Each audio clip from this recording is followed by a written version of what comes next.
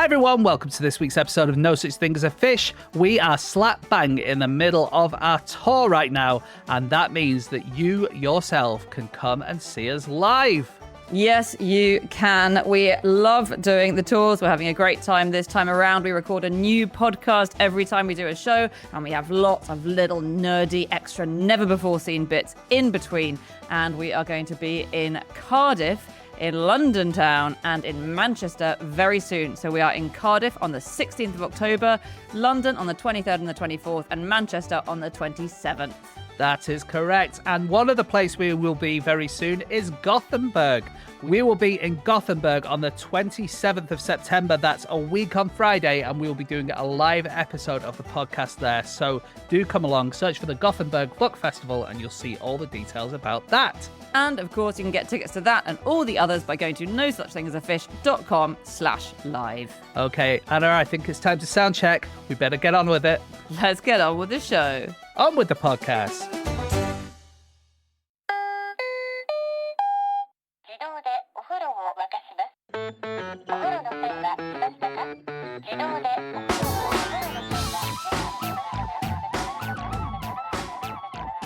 Hello and welcome to another episode of No Such Thing as a Fish, a weekly podcast, this week coming to you live from Bristol!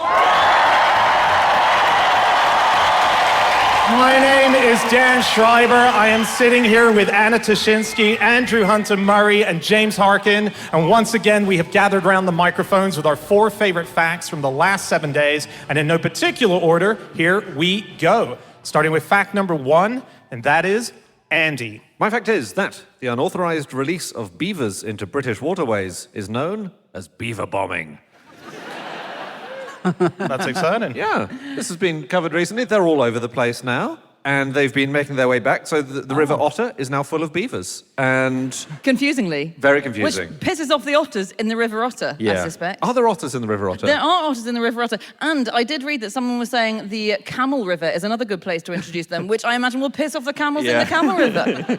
And there are hundreds of them out there now. Is that really? In the UK? In the UK, yeah. In researching this fact, I spoke to someone who said, very secretively, they were related to someone who knew a thing or two about reintroducing secret beavers. Really? Yeah, the sort of gorilla, confusingly. The gorillas are furious. Yeah, and so I read an interview as well with a guy called Simon.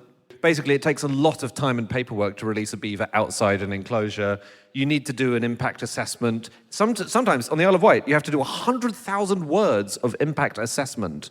100,000 words, that's a novel. That's a full novel. Yeah. Right. That's a long And novel. people are objecting, aren't they? Because no one's got time to read that many words. But why do we want beavers anyway? Well, because they build dams, don't they? And it creates this lovely kind of ecosystem for lots of other things to exist. They're like engineers. So there are these people, and it's such an exciting world. If you want to get into crime but feel like you're doing kind of a good thing, I think beaver bombing is the way. Interesting. There's a guy called Olivier Rubbers. Did you read about him? He was one of the originals. He was in 1998. He just heard someone mention the reintroduction of beavers, and he decided, I'm going to do that. Borrowed his dad's car, and he drove to Germany. I think he lived in Belgium. Drove to Germany, picked up some beavers, crossed the border back into Belgium, dropped them in a river. Went so well, he repeated it with 97 more beavers. Right. Did he do 97 different journeys, or did he go, all right, lads, in the car? Yeah, it's like that riddle. You're not allowed to take a beaver with another beaver, otherwise they eat each other. Yeah. Right, that's crazy. Hey, do you know if you let a beaver into your lounge room, it will rearrange all your furniture?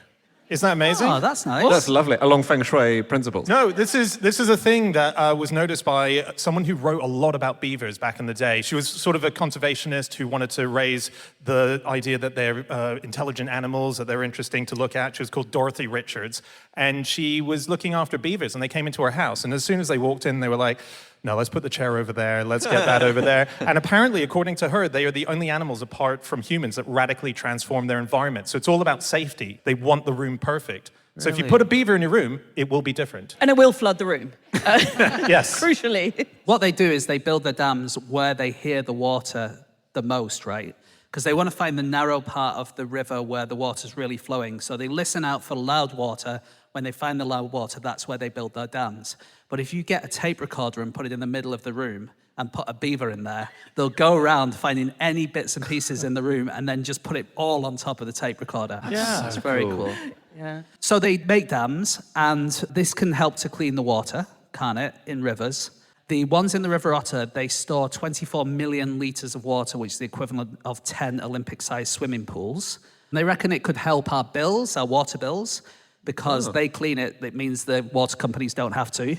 Because I did find that between November 2019 and February 2020, sewage treatment works near Stoke illegally released sewage equivalent to 10 Olympic-sized swimming pools. Perfect. So basically all those beavers just did the right amount of work to help that one sewage leak. That's great. So they're the sort of water company's friend.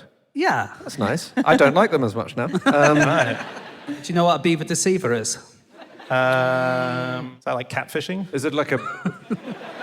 Oh, yeah. So it's someone who tricks a beaver in some way into building them a dam for their own use, though.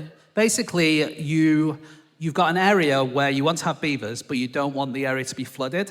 And so you allow them to build their dam, but then you might put a little pipe in it so the water can still go through, but they can still do their dam. And that's called a beaver deceiver. It's just nice to say. Yeah. Was there ever a dog that was a beaver retriever? I don't know. Maybe. Hey, I read a sentence about beavers and I wasn't able to find anything more out about it. So I'm just saying it in case you guys did. But it was such a mysterious sentence in a review about a book on beavers. It said, beavers never walked backwards.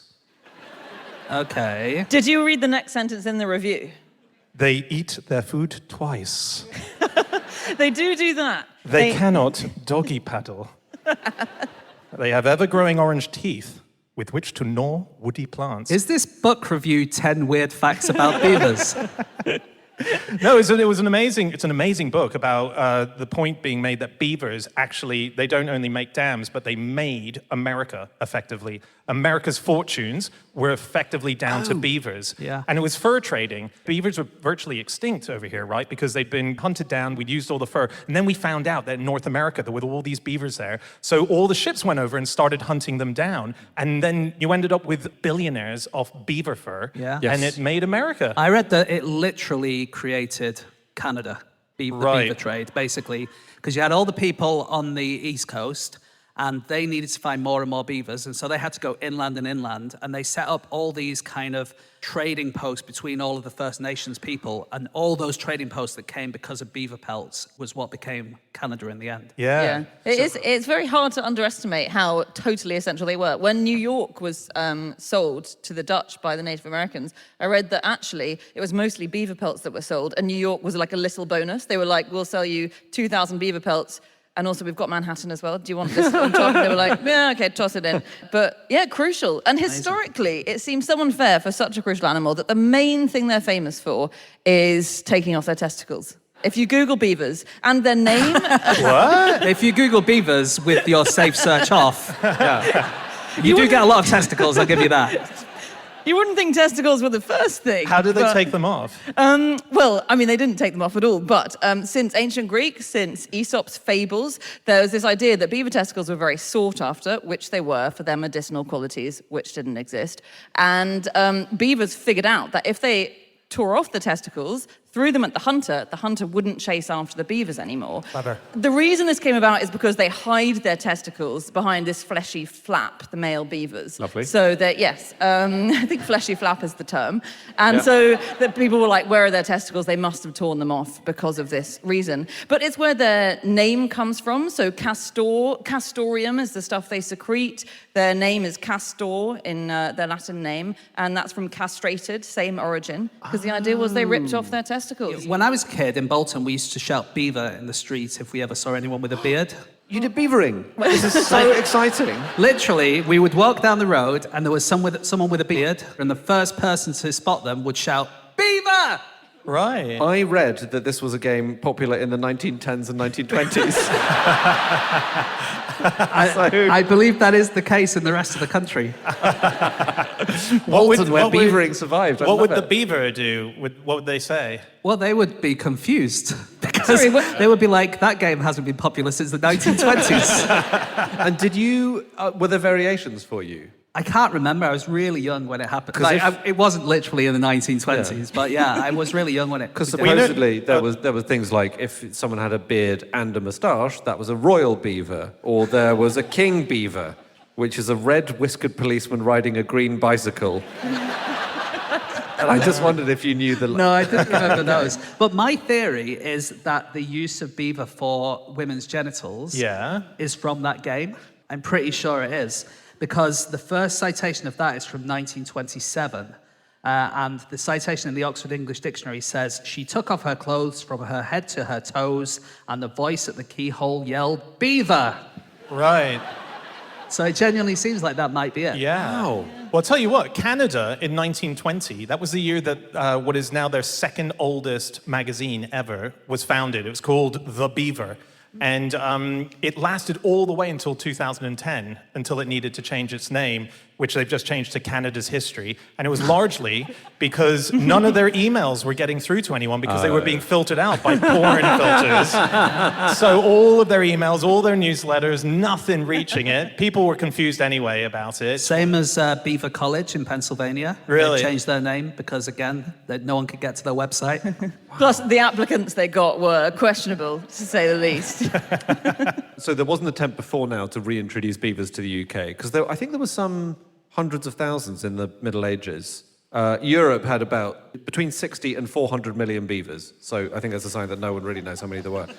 But there were attempts to reintroduce them because they clung on in a few, and like really far eastern, sort of like Central Asian steppe bit, there were a few beavers knocking around. Right. And in the 1860s, there was an attempt to re-beaver in Suffolk. And Is that the technical term? Yeah. To it is, re-beaver. Yeah. Re-beaver, yeah. But they were de-beavered, they were destroyed. And then, and the very final ones, I just like this, were sent to London to be stuffed by Lady Gooch. That sounds like another euphemism, doesn't it? How was that not your headline fact? Beavers used to be stuffed by Lady Gooch.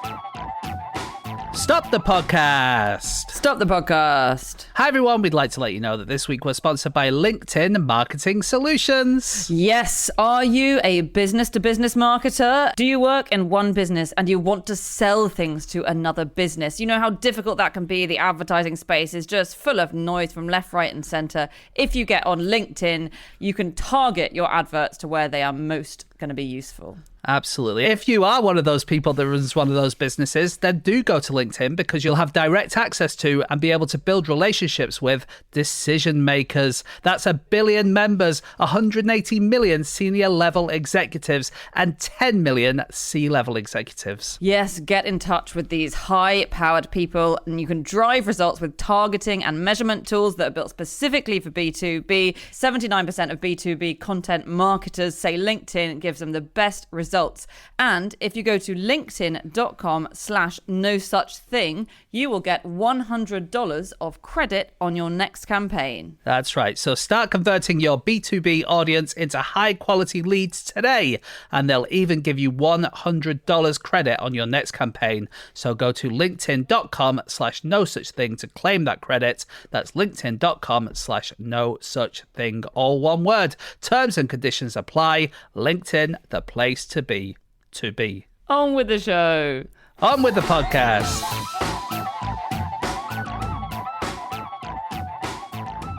It is time for fact number 2, and that is Anna. My fact this week is that in the 1600s, the Spanish ambassador to England had a specially made chair with a hole in the bottom to accommodate his anal fistula. Wow. Yeah, this was such a good article that I read. It was on History Today, and it was about a play called A Game at Chess, which is the most popular play of the 1600s. Most of you won't remember it. Still big in Bolton. The main villain in it is a guy called Diego Sarmiento de Acuña, or Count Gondomar, who was the Spanish ambassador to England between 1613 and 1622, and he had an anal fistula that was very famous.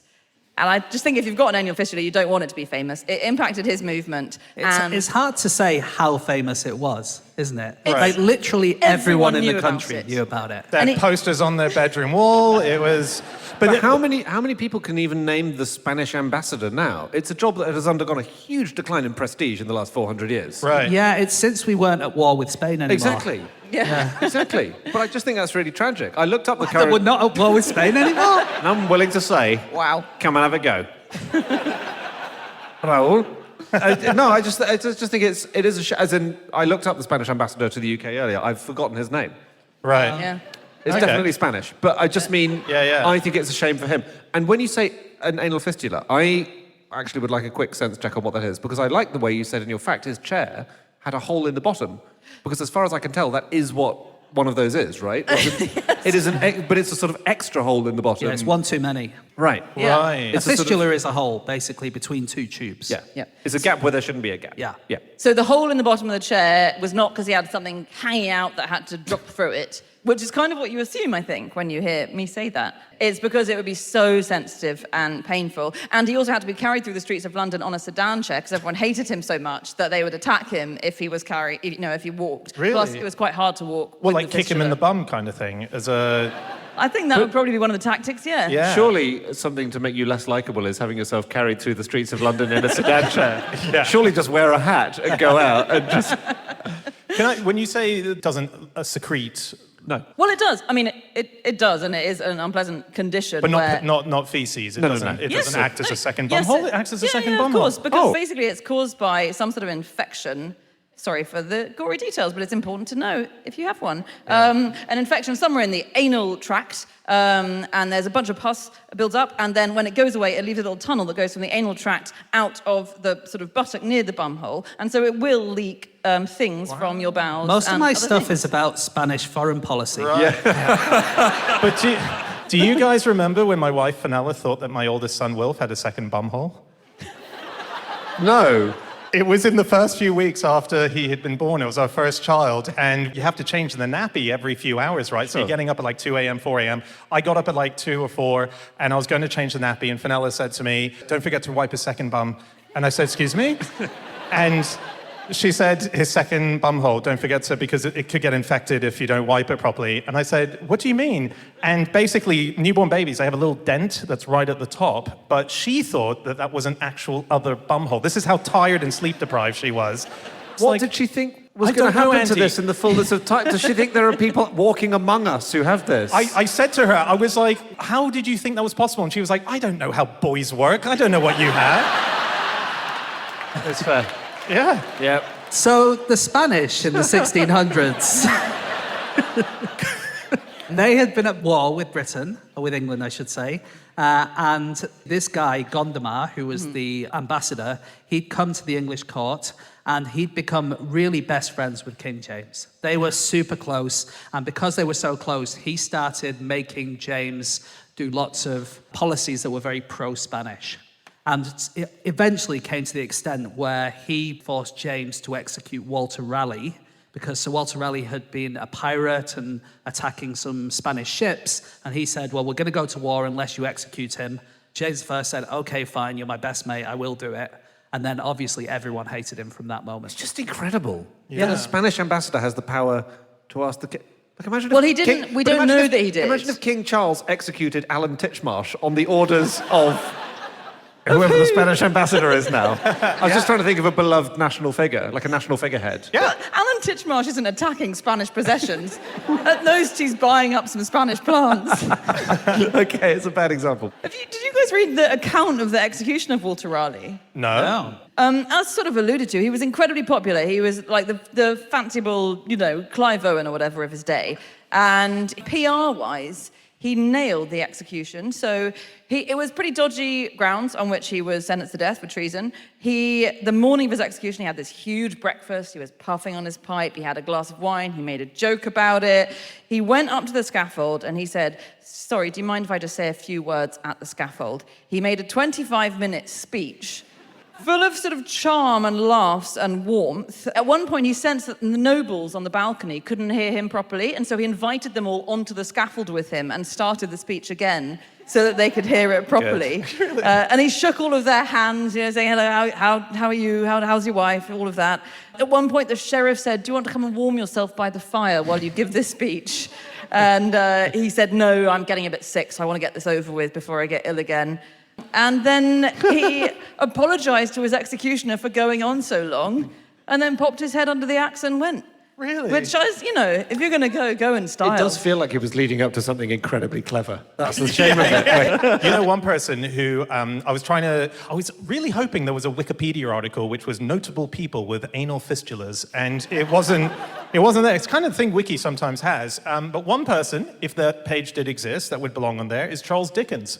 Yeah. Oh. Dickens had a fistula. How interesting. Yeah, Okay. and he had it very early on in his career, and there's an argument that had it not have been sorted out by a pioneering doctor at the time who was called Frederick Salmon, then we might not have had all the subsequent books that he wrote, because he was so debilitated by it. He used to have to dictate to his then wife, and she would write down, but he just couldn't think properly with all that going on. So this guy, Frederick Salmon, because it was a dangerous operation back in the day, this guy was amazing. He set up his hospital, which was called the Infirmary for Relief of the Poor Afflicted with Fistulas and the Diseases of the Rectum. It was called that until someone said, why don't we just call it St. Mark's? They changed it to that. And he carried out over 3,500 operations, one of which was Dickens, and as a result, he was fixed, and then he went on to being able to sit down and write his book. That's great. And Dickens, in those days, no NHS, so he had to pay for his operation. And he paid for his operation with several autographed copies of the Pickwick Papers. That they've not accepted impossible things as payment at my private doctors. The most famous surgeon of fistulas in the 18th century was Martin van Butchel. He was... That's Not a very, promising very name. disconcerting for the patients. Well, he would put loads of adverts on. He had amazing advertising. He was most famous because he enjoyed riding around Hyde Park on a white pony, which he often painted purple. Oh. And he had a really long beard, and he always carried a large white bone around with him. Bone? Bone. You know, like Fred Flintstone might. Oh, was like yeah. And his wife died. She was killed by the Nazis, actually. Well, she died in 1775. And Butchell asked his friend John Hunter to preserve the body. And then he put the body on display as kind of advertising for his fistula company. Lot of questionable decisions being made in this. The body was described soon afterwards as a repulsive-looking object. And eventually he had to get rid of it when his second wife objected. Oh, that is fussy. His wife's preserved corpse was on display in the college in Lincoln's Inn Fields until 1941 when it was bombed by the Nazis. Was that the target? It's too creepy. Get rid of it. This play, by the way, is so fascinating because it was 1600s. This was performed at the Globe. Like, this was the original Shakespearean theater. And the play itself, the plot is amazing. It was literally as if you were watching a live game of chess, right? Yeah, and this is the play that took the piss out of Gondomar. Yes, exactly. And so when the play started, people very quickly realized that this was a satire of the ambassador. And so they had to get word to the king in order to ban it. And they specifically put this play on at a point when the king went away. So it took about 9 days to get to him. So multiple performances were happening. They couldn't stop it from happening. So it was such a hit job, and it was done in Shakespeare's Globe. And it was massively popular. It's mad. Everyone got the allegory. A seventh of the population of London saw it in 9 days. The chess piece, which I think was the Black Knight, who represented Gondomar, was referred to as the fistula of Europe during the play. And 50 years later, in the 1660s or 1670s, people were still referring to the fistula of Europe, and everyone knew what they meant. Right. Imagine that. Did he see it? Was he there? I don't think he was. I think he had retired as ambassador by that point, because it was his successor as ambassador, who was a guy called Colomar, who complained about it. The play has a lot of scatological humor, and it has a lot of rude, wind-based puns. And I was reading an article analysing the play in a book called Theatre in Post-Reformation London, and I just want to read you this sentence, which I just really liked. To adapt Anton... Oh, so by the way, they bring on his fake seat. They bring on the fistula seat, which looks exactly like a loo seat. That's the thing. Here's the line. To adapt Anton Chekhov's maxim that when a gun is introduced into a play, it must be fired, I propose that when a toilet is brought on stage, there must be farts. Lovely. Food for thought. He sounds very sinister, Gondomar. He does. I mean, in all, with like Titchmarsh stuff aside, I think he does sound. He tried to intimidate people. Yeah, he had I himself think so. painted as Machiavelli. But apparently Machiavellian wasn't a word that was used to describe someone who was Machiavellian until him. So that got applied to him, and then everyone was like, that's a great term. We'll use that for other things now. So he's done good things as well, right? He married his niece. He's done great things, is what I'm trying to say. He married his niece and then his cousin. He definitely had a type. Yeah, that's terrible. No, it's not. That's not that close. His niece? His niece is pretty close, Hannah. It was the 1500s. If you did 1600s, if you didn't marry a niece, you're a weirdo. How is your uncle, by the way? My four-legged child is doing very well as well, thank you. Bum holes from here to breakfast.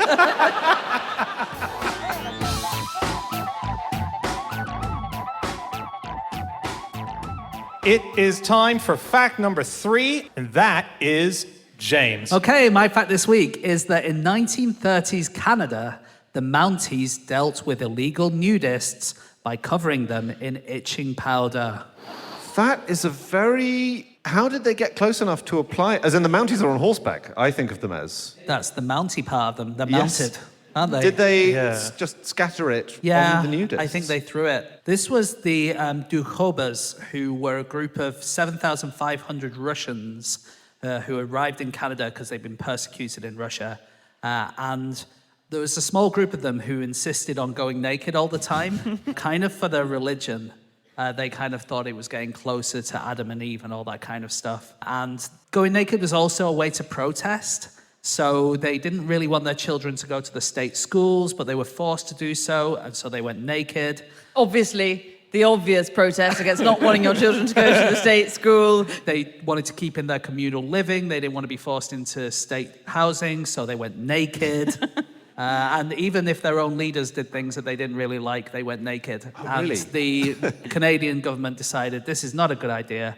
So not only did they do this thing with the itching powder, but eventually, just due to what was happening here, the Canadian Parliament outlawed public nudity in 1932. Really? As a result of the Dukhobas. Yeah, right. Itching powder is more of a schoolboy 1940s prank thing than a kind of legally imposed thing. Do we know what the itching powder was? Was it the old rose hips? Yeah, I don't know which one it was. I suspect it was rose hips, just thinking Okay. about where they are. Yeah. Because it's Most not that likely bad a was. punishment, is it? Especially if you're naked. No, The but worst is when it gets in your clothes. Well, you're just trying to deter people, right? Like, we've spoken about this on the podcast before, where it was used by Churchill's brain box, where they were coming, all these amazing ideas they were coming up with that would subtly get to the Nazis. They were putting it in their clothes, they were putting it in their condoms, they were just itching powder. These were things that were tried in the Second World Yeah, War. exactly. Yeah. Like, it's a deterrent, isn't it? And That's why we won the war. no Itching one powder in the mentions condoms. itching The powder. condom thing is quite clever, isn't it? Because you put your itching powder in the condoms and they get itchy down below and they think, well, I must have lice or I must have an STD or something like that.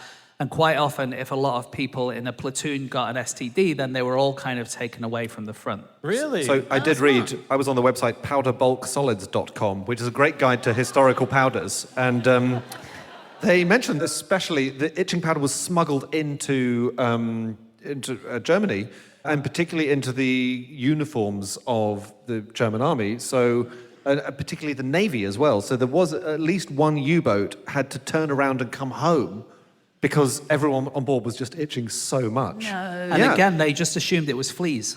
Yeah, so of course. you're in a submarine, you're itching so much, you think we must have a flea outbreak here, we're going to have to go back to land, clean all our clothes, but actually it was itching powder. Right. Oh, Wow. there was itching powder for trains as well in the Second World War. That was the thing you could do. So what would you do? It was a special powder called carborundum. It was incredibly fine. And if you mix it with lubricating oil, it basically gums up an entire engine. It's a really, really effective way of just jamming a machine to a stop, effectively. Is that itching? How is that itching? Well, it's, I imagine the trains... I imagine the train would feel pretty itchy after that. That's the train equivalent of itching. It's the train equivalent of itching. That. That's so fascinating. Yeah, all right. But that was done in 1944 in June. Two teenage French sisters applied a load of carborundum powder to a train that gummed up the tank supply to Normandy. Wow. So that was an incredibly effective maneuver at that time. Yeah. It was also important in the Second World War because of where it comes from. So rose hips are the standard itching powder, right? When I was a kid, it was always like, you should spread the seeds on someone from a rose hip and it'll be very, very itchy. That's what most itching powder's made out of. Did you guys used to do that? I never did. No. Oh, Andy, you had it done to you. And you thought you had fleas all of your teenage years. Oh, so the joke's sad. on them because I also had fleas. So. But they're also an incredibly good source of vitamin C. So I love, they're one of the few things you can eat. And we're just coming up to rosehip season. It's in winter. How many berries can you eat in winter? And you squeeze the red juice out and it's delicious. But it has 20 times more vitamin C than oranges. And in World War II, oranges in short supply because we couldn't import many things. And so the government ran this huge rosehip collection campaign. And they organized whole days when they sent out Boy Scouts and school children and WI people to go and collect rosehips and turn it into syrup. And I think they collected 134 million hips. Wow. And Right. Not round here, though, I don't think, because they had Ribena, right? Because wasn't Ribena invented in Bristol? Yeah. And I think it was invented here for World War II because there weren't many oranges, just as a vitamin C thing. And I think they gave it free to kids. Wow. Did they? Ribena, yeah. That's great. Wow, that's awesome. The Dukhorbos of yeah. Canada, so those who left Russia and they set up this this basically thing. That word is basically, it kind of means spirit wrestlers. It was the idea that people didn't believe just in the word of the Bible. They thought personal revelation was very important, so they wrestled with what the Bible was telling them, and that set them up as their own thing. They moved over to Canada, and the people that we're talking about who largely were dealing with the Mounties, dealing with protests and so on, they were kind of a splinter group of them. They were called the Sons of Freedom, and effectively what they liked to mix was nudism and arson. And this was in their own communities as well. They thought materialism was too much and that needed to be done by. So I was reading this article about a guy called J.J. Virgin who said when he was a kid, he used to come home and there would be some naked old lady trying to burn his house down. And they'd have to go, get out of here, like they were rats. I think he's the leader of the group now. Yeah, So exactly. He's a His big player. great-great-great-great-grandfather was Peter Virgin, who all of these people must have had. I'm not surprised they didn't want to go to school because they would have had. Because they were virgins. They would have had a hard time. Just that's a tailor-made nickname. So Peter Virgin was. He was killed on a train in British Columbia. He was blown up, and his followers then set their houses on fire in protest, and then stood around them naked. This was just part of the society. But they only burned their own stuff. And to be fair, we should say, because they're still out there, the Dukhorbos. Yep. The vast majority, not nudists, very embarrassed by this weird nudist sect, like an embarrassing uncle, getting naked, setting fire to stuff. The vast majority were just, their motto was toil and a peaceful life. What a depressing way to live. But, It wasn't all depressing, though. Peter Virgin, he founded a town called Brilliant. Yes, I love it. Yeah. Such good PR. Because everything you build there can be called, the Brilliant Cafe. Absolutely. There's a brilliant bridge, a brilliant power station, a brilliant jam factory, and a brilliant cemetery. Actually, Nice. to be fair, I think the Brilliant Jam Factory was one of the things that was burned down. It was, yeah. It's not there anymore. But Tolstoy was the one who facilitated their emigration. Yeah. They're He's one of persecuted in Russia because they refused to do anything the Tsar says. And Tolstoy's like, hey, I love people who deny themselves all the fun stuff in life. Like people who read my novels. Yeah, exactly. And so he raised the money, actually, out of the proceeds of Resurrection, his third, less well-read novel. He paid for them to get to Canada. Yeah. Yeah. Cool. And Very they put up cool. a statue to him in return.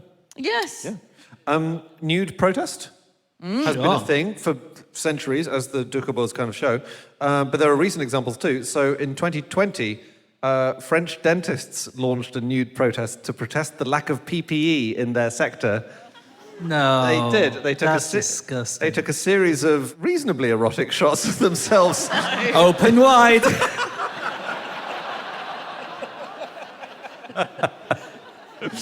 You could have said spit. Yeah. Okay. Anyway. No, they took photos of themselves nude in their surgeries to say, look, we're being hung out to dry here. We don't have any PPE. So I think that's Right. great. German Wow. doctors did the same thing. Wow. In 2022, a Somerset woman called Jill White did a fantastic nude protest on the A358 in Somerset. Right, she's in a wheelchair, and the council had let the pavement by the side of this road get completely overgrown. She could not get along it in her wheelchair. Oh, okay, and you right. see the photos, it's ridiculous. No one could be a pedestrian on this road, and especially not if you're in a chair. So she posed naked along the roadside with protest signs aimed at the council saying, "I've trimmed my bush, now highways trim yours." Oh, wow. Yeah. Superb. Awesome. She'd been complaining for 2 years, getting no results. As soon as she started taking off her clothes, they acted and they trimmed it and they dealt with it. Wow. Really good. In Christianity, it is often a thing, isn't it? Trying to be like Adam and Eve. Yeah. And the nudists I quite like are the ranters. Have you heard of the ranters? Are they like ramblers? Or? Someone called Clarkson was in charge of the Ramses? I think it actually was. I think it was. Oh, genuinely? Yeah. Oh, right. There was basically, this was during the English Civil War when lots of Quakers and Shakers and weird sects popped up. And the Ranters are one of them. And they were the best because they basically didn't really have any leader, didn't really have any beliefs except to eat good meat, drink loads of alcohol, swear loads in pubs, embrace sex, and cause havoc. And be naked. So it does sound like Clarkson would have been involved. Yeah. This is the greatest religious grouping in the world. Yeah. Yeah. And then he gets naked and everyone leaves it.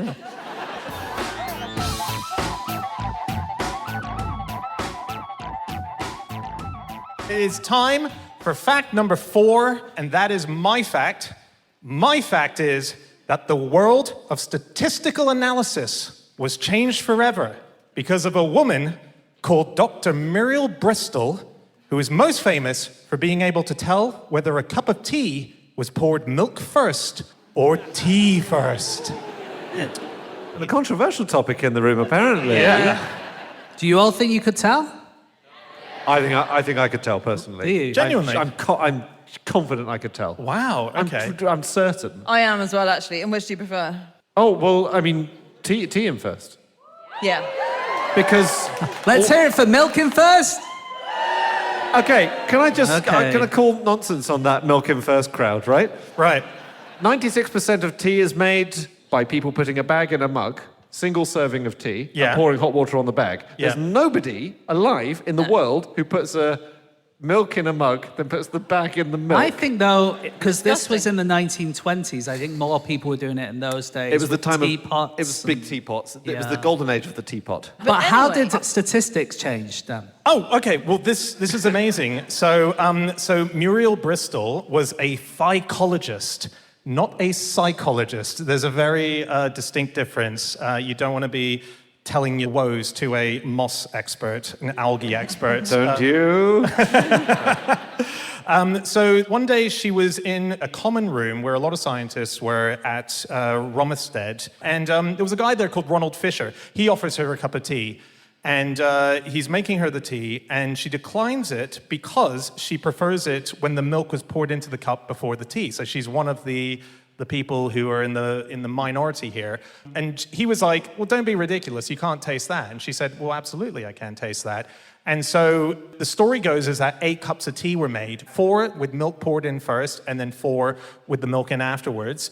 And he developed a hypothesis, basically, on how this is applicable to statistics generally.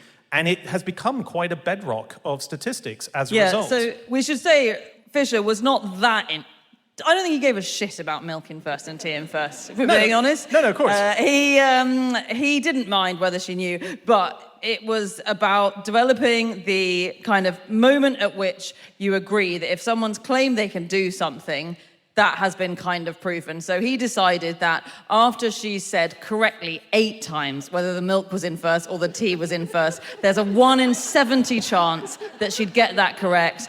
That's probably about right. It's sort of this was the birth of the randomized controlled trial, Yeah. which is the gold standard of all scientific trials today. The teacups are presented, the teacups were presented in a random order. I think the odds of her knowing, did you say, Anna, it was 1 in 70? Yeah, it's just, there was no way. Well, there was a 1.4% chance of her getting it exactly right. And these statistical tests are still used if you've got something where you're only doing a few tests. You can't do it a billion times and see whether she gets it right a billion times. You only do it 8 or 9 times and you see what the chances are of Yeah. that. So there's a popular science writer called Carl Zimmer, and he wrote in his article, Why We Can't Rule Out Bigfoot. He said... Incredible.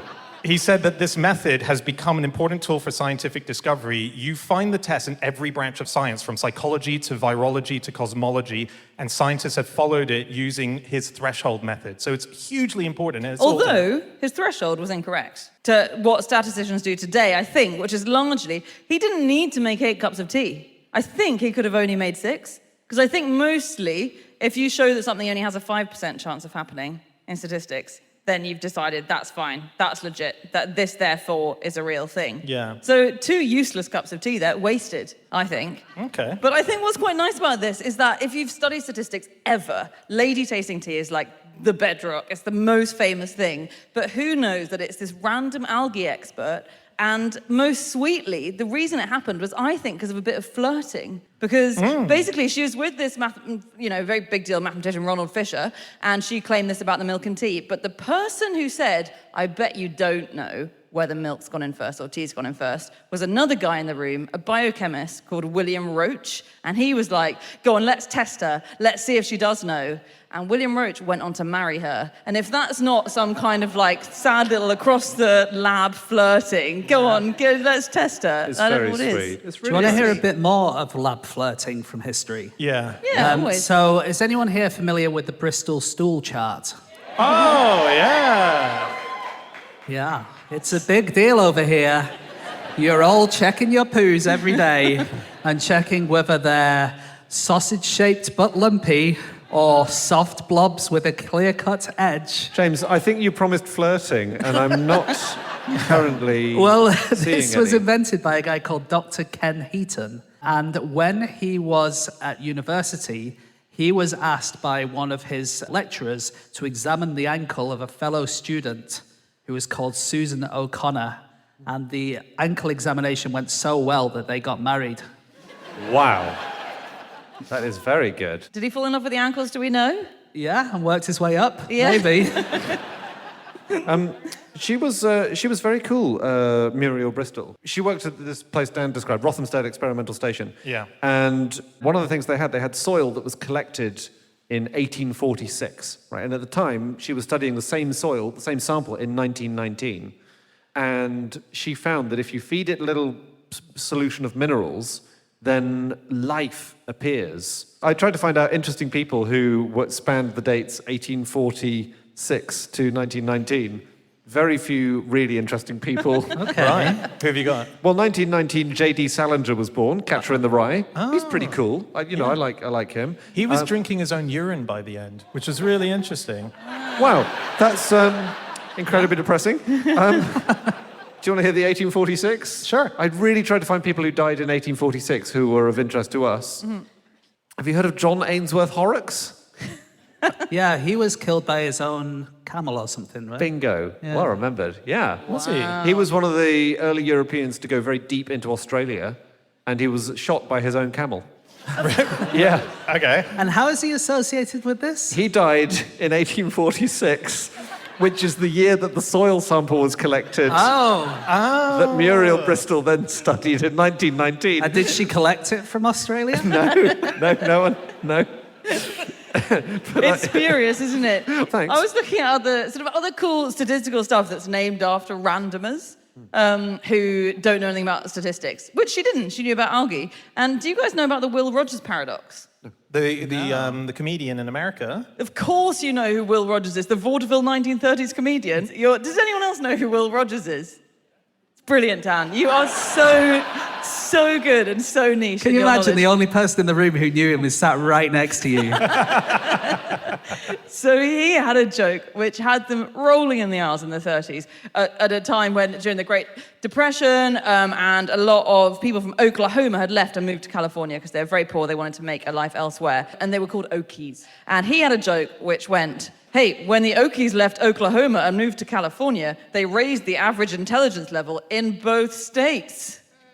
Yeah, it still gets a few of them going. Yeah. So that's basically saying, hey, these guys are so thick that once they leave Oklahoma gets smarter, but Californians are so thick that once they enter California, they'll make California smarter. The weird thing about this is, right, that is statistically possible, if that were true. You've made the average intelligence of both places higher, but of course, you've only involved the same people, so you haven't made the overall average intelligence higher. How is this possible? And it is possible because it's all about weighted averages, and we don't need to go into that. But I think that's a really cool paradox, made up by a comedian who made a silly joke in the 30s, who didn't know that his name would be placed in mathematical history. Yeah, very cool. A good man. Very cool. I heard two of you saying, "Oh, I know if milk's been poured into the tea beforehand or not." Well, we've got 4 cups of tea here. Oh, piss off. It's James Healy, everyone, our tour manager. Here we go. 2 have had milk poured in to begin with, and 2 have had them in afterwards. Now, have a taste test, and let's see if you can... This is for me and Anna? Yeah. Okay. That one's tea first. Okay. Milk first. God, This is captivating audio. it is. These are both tea first. You have 2 tea first. Yeah, I definitely. Okay, Andy, what are you going to say then? I think one of mine is milk first. It's a Okay. lot milkier, I'll tell you that much. Yeah. So one of you has to be wrong, right? Because there's 2 and 2 of each, but you've picked 2 for yours. So James, which one? Look on the bottom of the saucer. This is so exciting for us. M for milk first? Bullshit. You've put it on the wrong saucer, mate. Another M. Really? You've had 2. Both of us. Neither of us got it right. I got 1 right and 1 wrong. You're no Muriel Bristol. Oh, man. Well, look. That's it for our show tonight. Thank you so much for everyone for being here. Bristol, that was awesome. We'll see you again soon. We'll be back again next week with another episode. Goodbye.